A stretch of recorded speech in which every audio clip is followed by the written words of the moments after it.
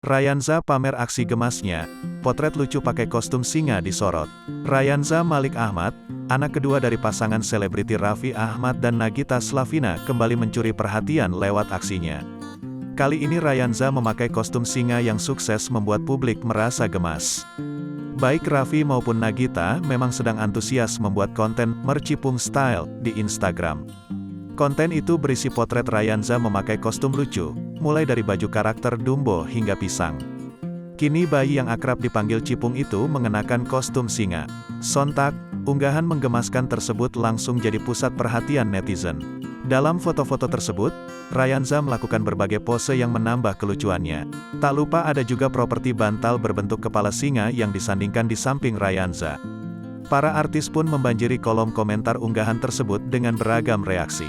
Selain rekan artis, netizen juga ikut memberikan komentar di unggahan milik Raffi Ahmad.